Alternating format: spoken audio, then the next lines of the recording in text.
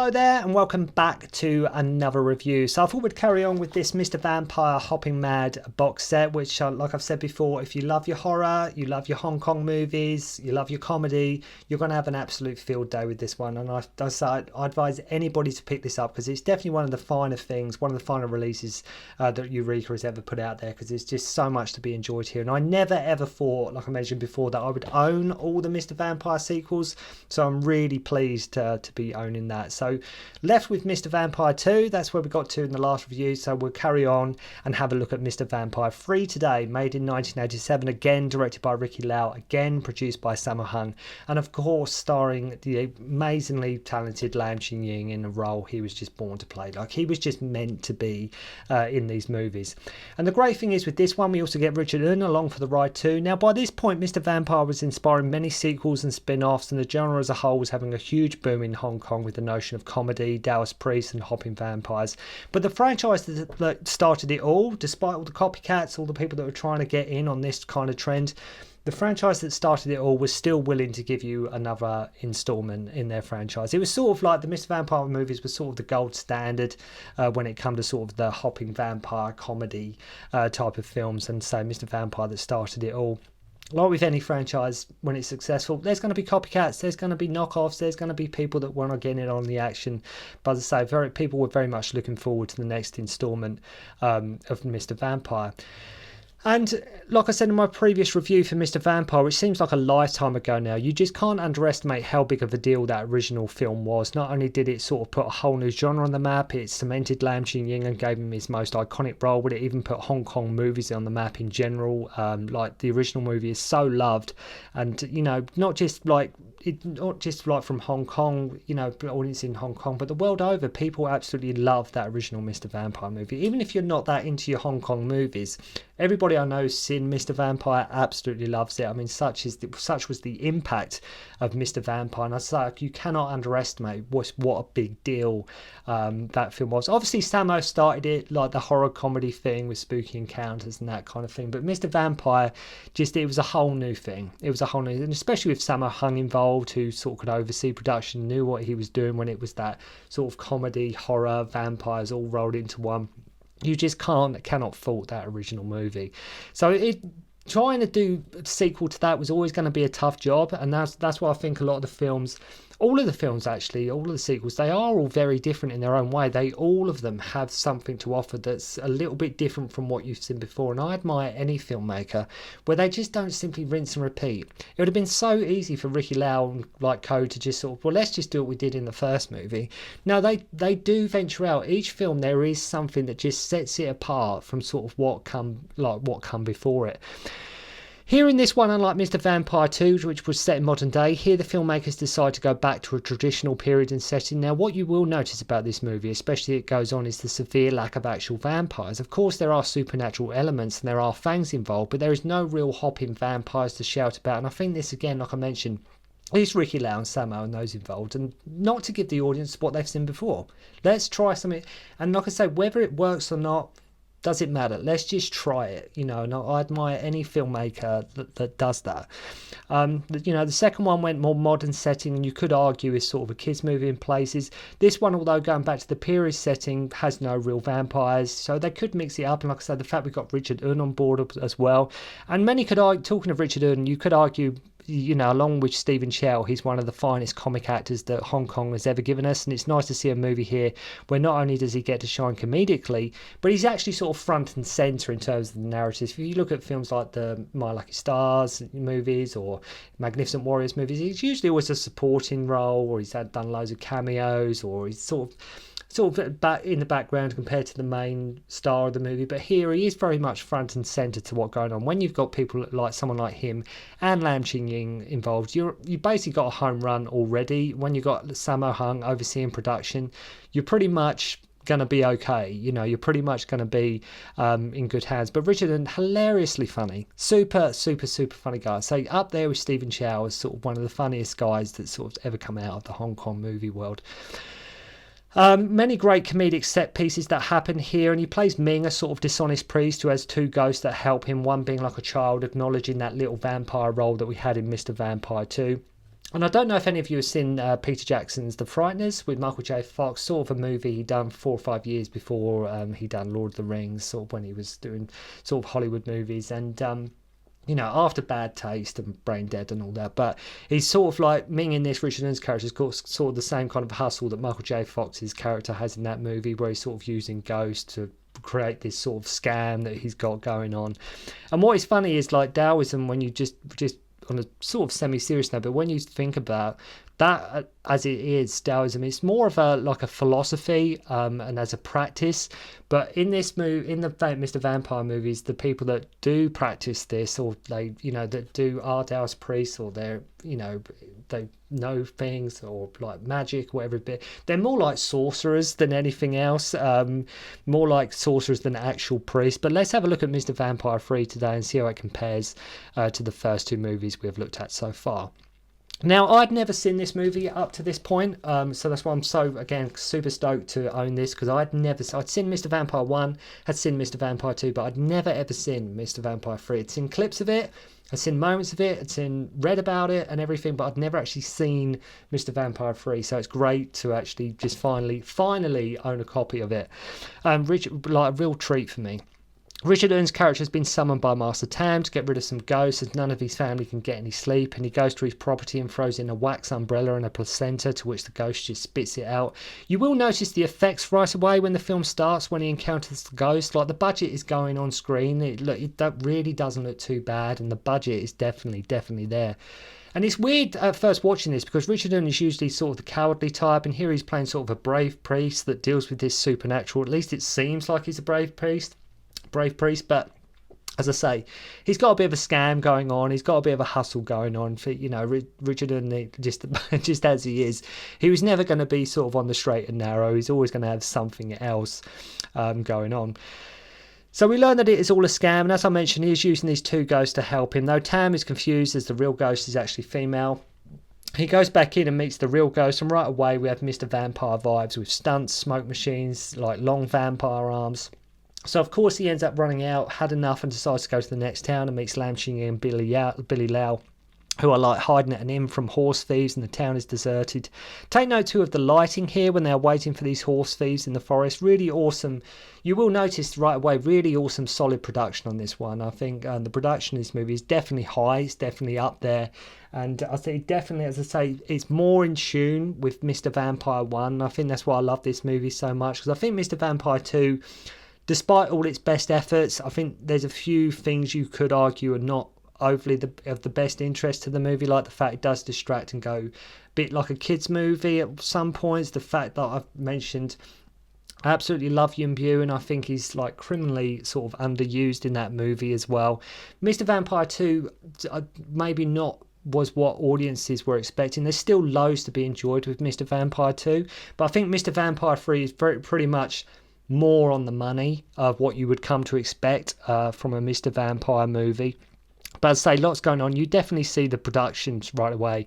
We get swordplay, axes fire, and turns into a rumble as these villagers and Lam try to ambush these bandits. Watch out for Lam sort of run up slow-mo, sort of like back kick thing that he does on a guy, which really must seem to be believed to like does in one take. So it turns out these supposed bandits cannot be cut so easily. One guy gets his head twisted right round, another gets his stomach punched right through to the other side. So, I mean, subtle this film isn't. Yes, there's comedy in it. Yes, there's light-hearted moments in it, but there's still violent moments in this movie, and the film doesn't apologise for that at all. And why should it? We meet our villain, Devil Lady, played by Pauline Wong Yuan, and Lam is like, I need virgin urine. Naturally, of course you need virgin urine, and why not?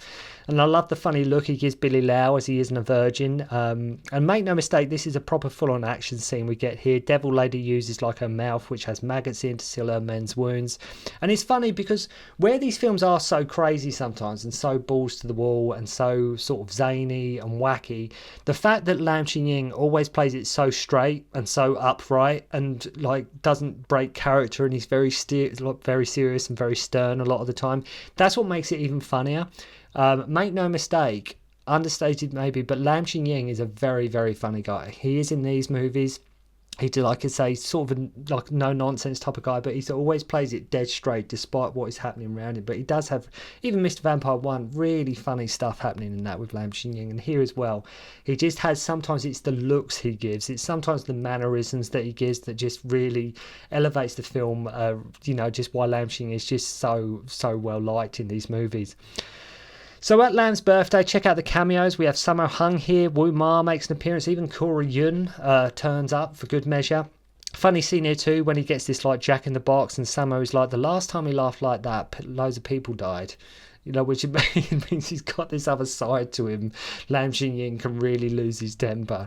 So whilst all this is going on, Richard Earn is having dinner with his ghost friends, Big Pal and Small Pal, and Billy Lau in this, annoying as ever. I mean that in a super nice way. Nothing against Billy Lau, but he just plays these characters who are just so annoying. Chang, he plays in this one, he just starts annoying these guys, and he starts playing tricks, and they start sort of playing tricks on him, like tripping him up and having him manhandle his friend's bum at one point. And Billy Lau is always like the foil, if you remember in the first movie, and always, more often than not, he will either lose his trousers, drop his trousers, have his trousers ripped off. More often than not, the trousers will be removed somehow. And I love when he swallows chopsticks, and Ming tries to make him swallow an old man's cane as well for good measure. So Lam sees what is going on, and the ghosts are playing havoc, and he expels them into vases, even actually folding the young one up. Ming goes to get them back and gets captured after letting out a female ghost. After getting them back, Ming thinks him and his ghost friends should sort of go their separate ways, and just, the honeymoon's over basically. And not to take anything away from Lam Ching-ying in these movies, but Richard Earn just adds that extra little bit of extra spark to the movie, that little extra bit of magic. It could have just been Lam on his own, that would have been great, but the fact we got Richard Earn on board as well, it just adds that little bit of something to it, which I think was why I really enjoyed Mr. Vampire 3. I've seen it a couple of times since I've owned this box set, and I've enjoyed it thoroughly both times that I saw it, and I just can't wait to watch it again. But I'd say it just adds that little something to the movie, and it's quite sweet here when these guys have been told to basically get lost, but they still try to follow Ming, which is quite a sweet moment. So Chang, Billy Lau's character, is now covering himself in ash and tar so the ghosts can't see him, even going so far as to cover all his teeth, and he manages to capture Tai Po, one of the ghosts, and runs off with him, but the vase smashes in the forest and his spirit is taken by the witch, and she also took a nearby buried body. And so begins a classic Mr. Vampire saga set piece, with our characters keeping watch at this prison. Now, the Mr. Vampire films, they're not kung fu movies, they're not fight movies, they're not action movies, but one thing the films do really well is set pieces. And sometimes they'll have a set piece that goes on for 10, 12, 15 minutes, because Ricky Lau will get the most out of it. He will milk as much as he can out of a simple set piece. Sometimes, as I say, it goes on even to 10 minutes, just in this one place, just with chaos absolutely happening. So they're at this prison. They fear Devil Lady will arrive to free two of her people. Funny scene here where Ming accidentally throws chicken blood over the Kongi salesman as well. Big Pao arrives, who has sort of been turned into a vampire and has been made to go after anyone with like a Taoist robe. And not only that, not has he been made to go after anybody with a Taoist robe, but also he sees them as like monster birds, right? And this kind of thing, this kind of wacky, zany kind of scene could only happen in a Hong Kong movie. It could only happen in a Mr. Vampire movie, and this is why, like I say, I love Hong Kong movies, because it's just so bizarre and so hilarious. But he sees them as monster birds, to which he's like, he sees this big eagle that he chases, and like I say, it really is as crony and like bizarre as it sounds, but it's just hilarious. The fact we see this giant bird running around being chased by this possessed ghost is worth watching the film for alone, just for that matter. The witch turns up, and Chang and his fellow student get trapped in the cell with her after hanging her men. They only have themselves to blame, right? 'Cause they did hang her men. So as payback, she unleashes some cockroaches and bats. Lam ends up stabbing her with a sword, and she falls down a well. The little small kid ghost has all but disappeared at this point in the movie. And without doing a full-on comprehensive list as to what Mr. Vampire movie is my favourite, I think I would have to say I think this one definitely hits the mark more than 2. 2 is still, like I mentioned, still very thoroughly enjoyable, but I think 3 is more in tune to what you come to expect from a Mr. Vampire movie, largely due to the fact we're back in the period setting, the fact we get Lam Ching-ying and Richard Un. Of course, the sort of being brave, trying new things, as well as being super funny at the same time. Un at this point has nearly had all his clothes torn off, and Big Pal gets free. So after this, they think all is done, in the clear, cleaning up the bodies. She's like, the devil lady's down the well, but her men who got hung now actually possess 2 of the help, and it just never ends. You think you're done with all the ghosts and the vampires and all these entities and demons that are bothering you, but no, they just keep on coming. So at this banquet, Ming goes to give his 2 friends, like ghost friends, some food, but Chang, being annoying as ever, puts a talisman over the bowl so they can't eat. They always make it super impossible to like Billy Lau's character in these movies. So Fu and Shou, the 2 that are like possessed, turn up, and Lam and Un know right away they are being controlled. As I say, what I love about these movies is Lam and Un share top billing. It really does work in the film's favour. The fact is, it is by and large a Richard Un movie, but at the same time it is by and large a Lam Ching-ying movie, and the 2 work really well together. So the fact you've got Sammo Hung producing as well, you know you're going to at least be okay.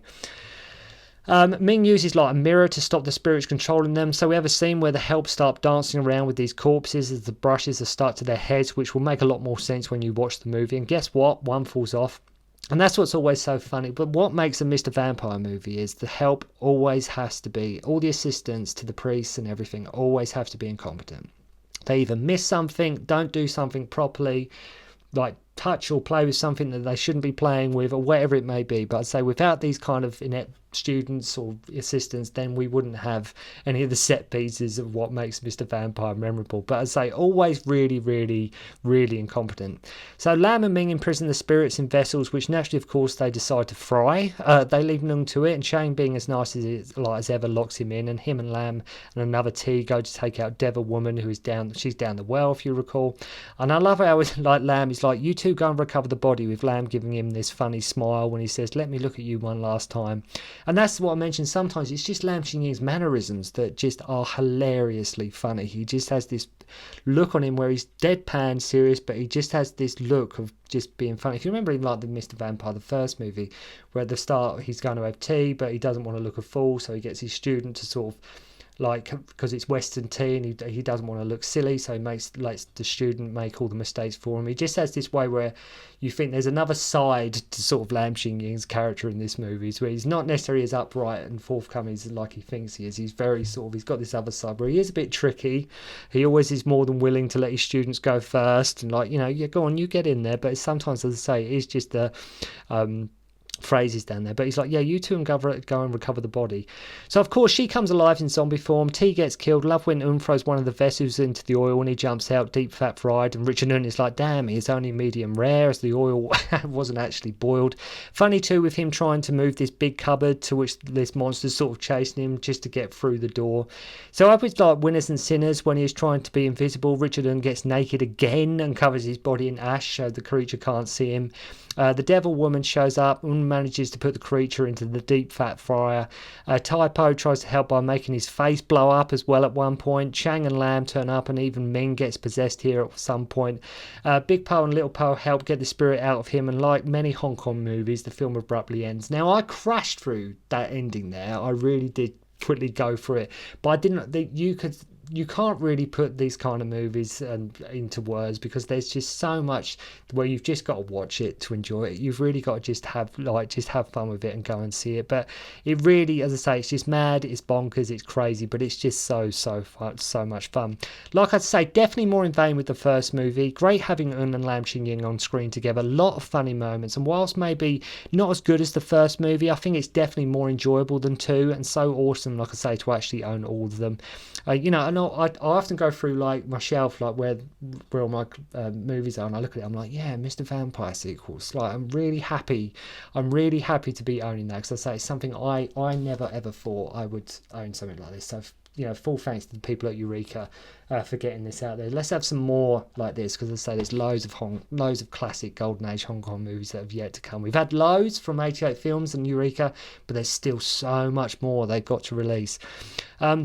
I say, never thought I'd done, but go check it out. And actually, while I'm on the subject, if you are watching this review, leave in the comments below, what is your favourite Mr. Vampire movie? Do you think the original is still the best, never been beat? Or do you think some of the sequels were actually better than what the original was? So make sure to let me know in the comments below. So thank you very much indeed for watching. Hope you enjoyed the review, and I'll see you again soon. 咚 concentrate on the finger or you will miss all that heavenly glory.